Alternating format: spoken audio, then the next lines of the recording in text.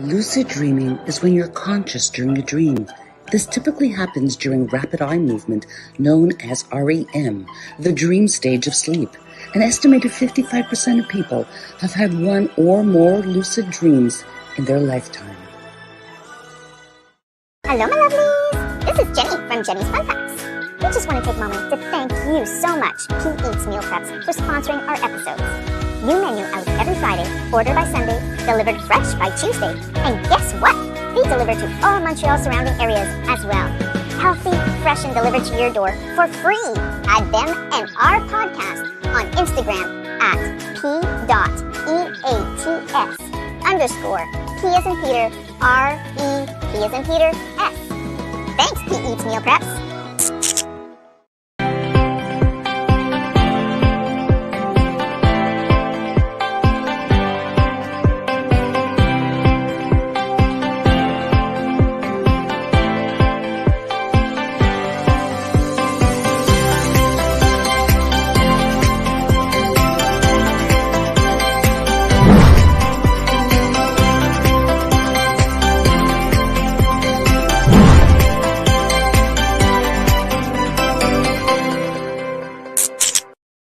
Welcome to Noon Hour Out of the Box, episode 29. Thank you all for your love and support. It means the world to both Robert and myself. And a huge thank you to our producer, Jenny Duhame, who makes all this happen. And of course, my good friend and mentor, Mr. Robert D'Alessio. How are you? I'm absolutely thrilled. I'm thrilled to be here. We have a beautiful show lined up for you folks. I have an interesting guest who's standing by. We can't wait to bring him on. This is going to be such a great show. Absolutely, Robert. You know, a couple of shows ago, we talked about astral projection. And in that discussion, we did bring up lucid dreaming. And interestingly enough, I talked to my daughter about it earlier today. And she said to me that, you know, Mom, I've always been able to manipulate my dreams once I'm in the dream state. And she talked about it as if it was the norm. And I told her, you know, Sarah, I've never been able to do that. I mean, you're taking this for granted, but in fact, it's an incredible ability that you have. I mean, have you ever experienced where you can manipulate your dream while you're dreaming? Well, I've played around with astral projection, which is somehow kind of related. It's within that same realm, that same world. I probably have done lucid dreaming, but I'm not really well trained for it. And our guest today is a perfect guy to be training people how to lucidly dream.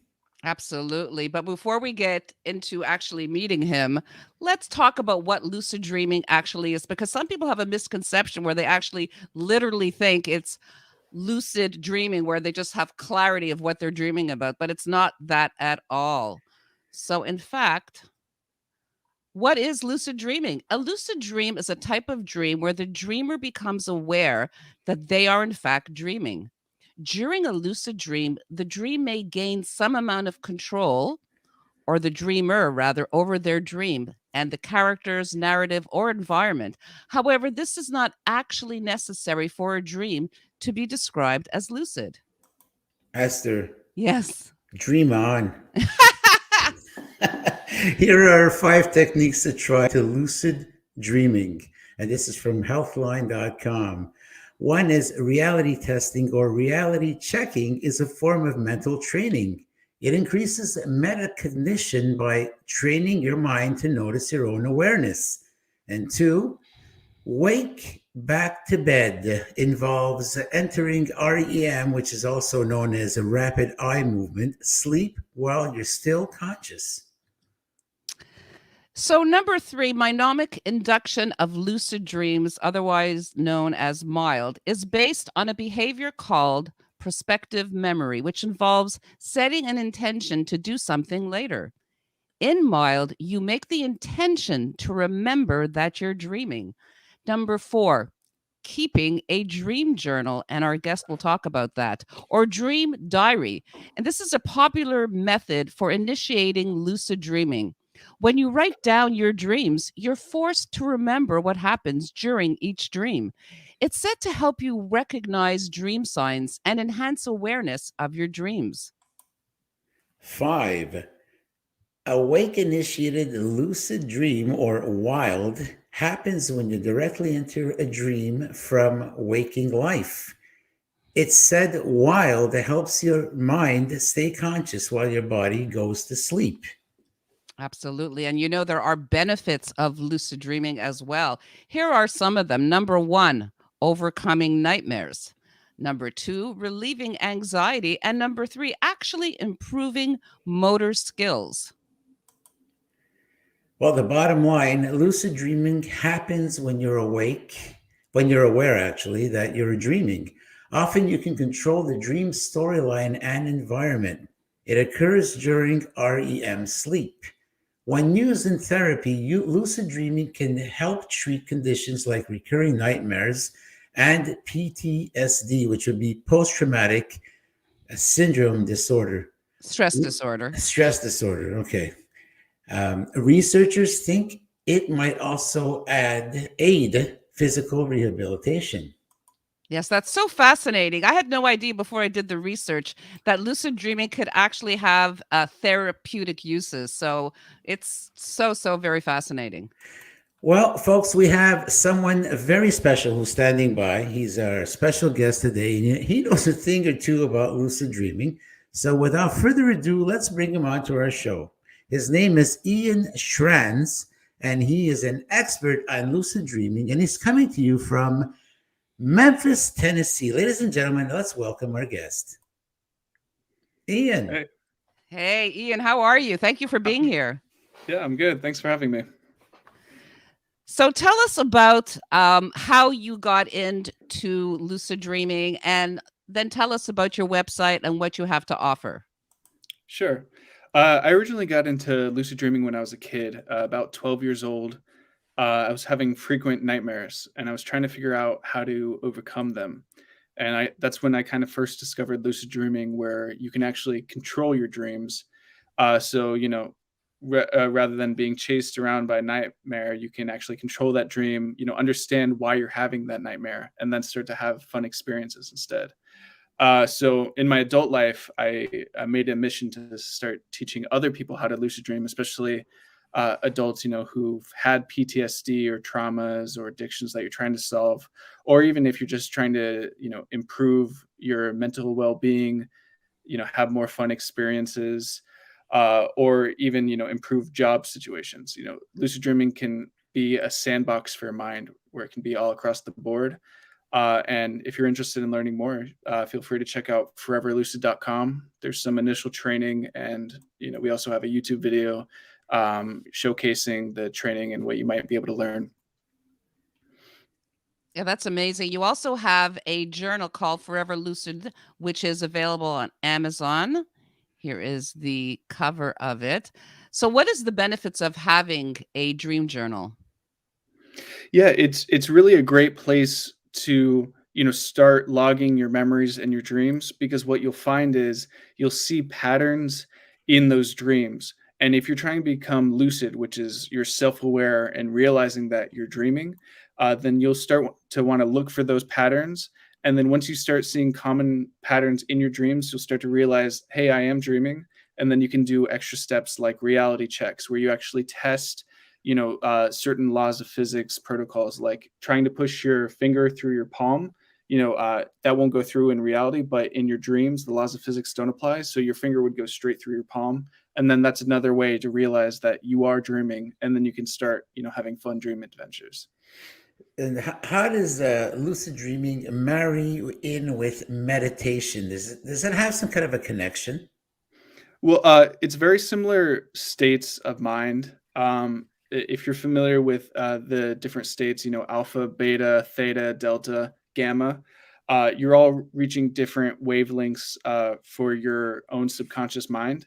Where dreams differs is that's kind of at the theta state, where meditation, some advanced practitioners might be able to get there, but everybody dreams, and everybody gets there 3 to 6 times per night. You just might not be currently remembering your dreams, whether your brain is logging it as unnecessary information, or you're having, frequent nightmares that you're trying to forget. That would be the first step of figuring out, what you're actually dreaming about, and then you can start to control them. And how about hypnotism? Does that have a connection as well with lucid dreaming? Is that somehow like connected? Yeah, lucid dreaming is kind of like self-hypnosis, where you're hypnotizing yourself of, whatever goal you're trying to accomplish, whether you're, trying to become happier, if you're depressed, if you're trying to overcome past traumas, if you're trying to, reach new financial goals. You're kind of doing a self-hypnosis to run out certain scenarios of how that situation might look for you. And, hypnotic practitioners, what they do for their clients is they get them to, a certain level of state of being to where they're more susceptible for new information. So it's very similar. So you also have a children's book that you talked to us about backstage. Tell us about that and where people can find it. Yeah, sure. So I've had students who've kids wanted to lucid dream. So I actually hopped on a phone call once with them, and they had a lucid dream that very same night. And normally for adults, it may take a few days to a few weeks to get your first lucid dream. So what I realized for children is they're a lot more susceptible to the information, especially because they daydream more often. Sometimes they have imaginary friends. So I wanted to create a story that would be an easy to digest format for children to learn how to lucid dream. It's called There's a Human Under My Bed, and it's on Amazon.com. It's a story about a monster kid living in a monster world, and he's having nightmares about human. So in the story, he learns how to lucid dream, and then confront that human that's terrorizing him, and realize, oh, the human just wants to be friends. So it's just like our reality, where little kids are having scary dreams about monsters, but that monster might just want to be your friend. You never know until you ask it. That's great. Love, love, love that. Ian, I wanted to ask you as well. We have a show that Esther and our producer Jenny and myself are all involved in. It's called Daily Struggles. And we have an episode in there. It's called The Genie. And you said something off air that was pretty interesting, that it is possible somehow for people end up in the same dream. I'll give you a little bit of an example for the audience out there. In that particular episode, my wife and I end up in the same dream. We're dreaming the same thing. We experienced the same thing. And we got up in the morning and we were talking about that. And we were actually in that same dream. Is that somehow possible in reality? Yeah, so the science is, still studying how this is actually possible. But I've had students, especially loved ones, who've shared dreams and have had count for count remembrances exactly what the dream happened. So, whether dreams are taking place in your own brain, your subconscious, or when you are dreaming, you're able to reach a different wavelength that we're not normally able to reach in the waking world, that, some would equate to telepathy. Or things of that nature. That's all out there currently. But I've heard amazing experiences with students who've spoke to loved ones, some maybe who've passed away, things of that nature, or people still alive, where they've had shared experiences where they went on an adventure together. So anything's really possible, because it is a sandbox for your mind. So whether you're just having a very similar experience because you're so connected in the waking world, or you're actually connecting on some wavelength to where you're having the same thoughts and brain patterns. That's also a consideration to take into account. So how does this connect with a dream interpretation? For instance, many people dream of flying. So how does that relate with lucid dreaming? Yeah, definitely. The number one thing my students want to do as soon as they become lucid dreamers is fly.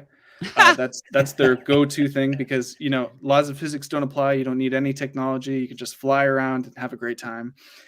The reason is, if people are just having dreams of flying, they usually feel trapped in their situation and they want a new experience, and that is manifesting itself as a dream of flying.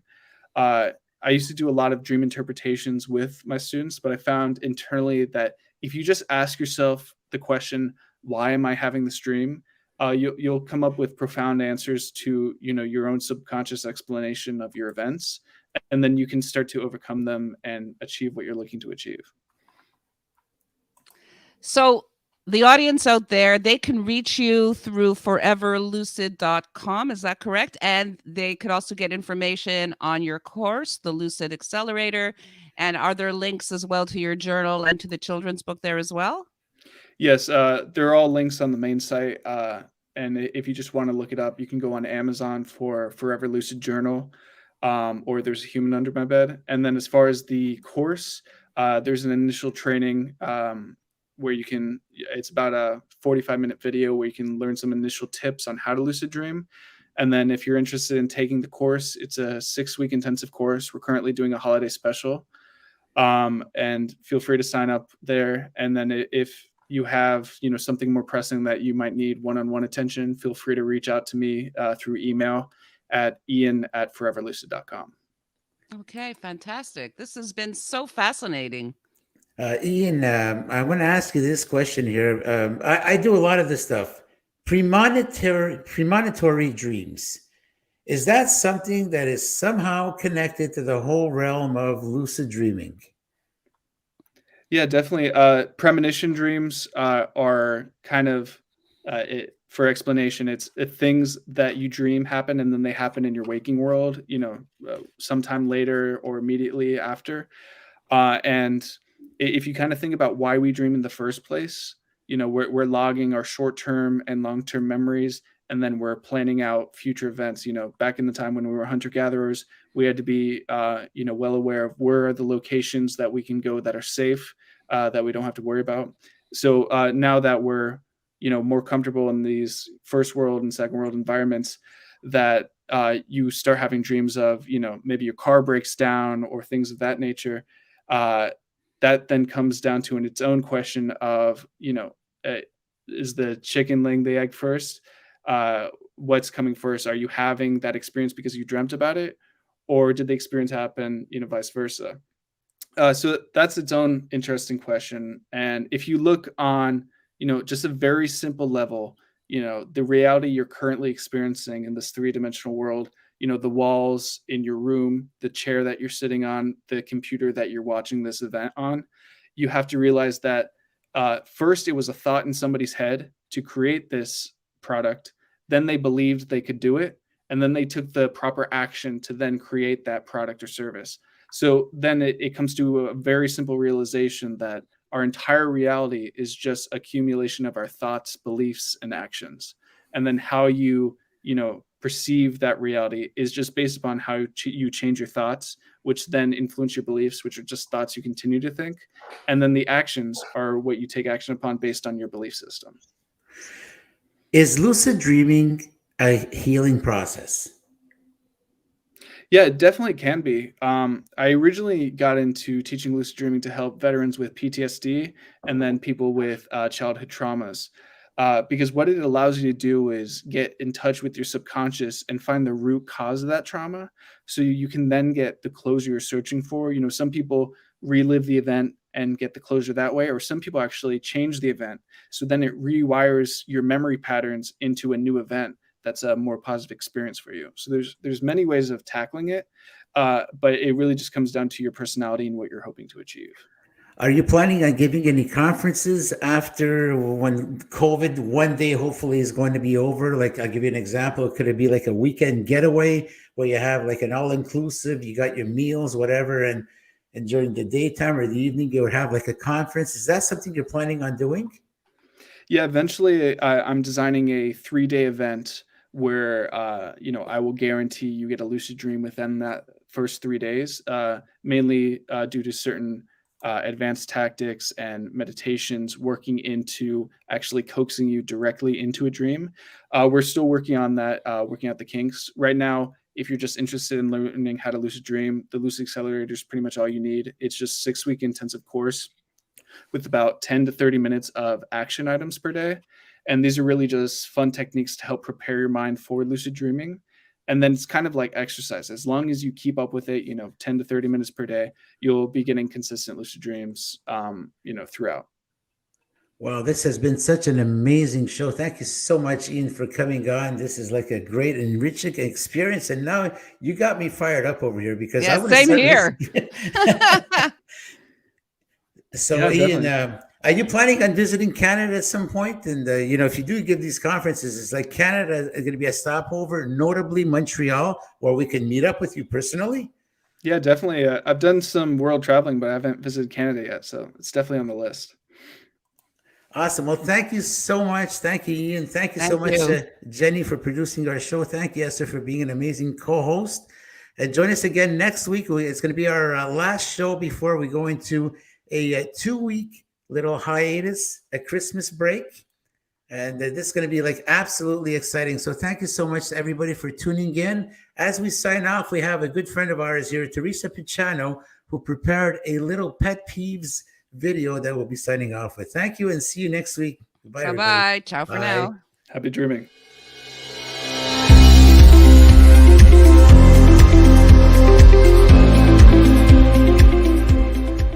Hi, my name is Teresa Picciano, and as a pet peeve, it's when I go to a grocery store and I'm waiting in line very patiently, 15 or 20 minutes, and all of a sudden, as soon as it's my turn, the cashier turns around and says, "Oh, I'm sorry, madam, we're closing this aisle. Can you go to the next one?" And there's like 30 people waiting in line.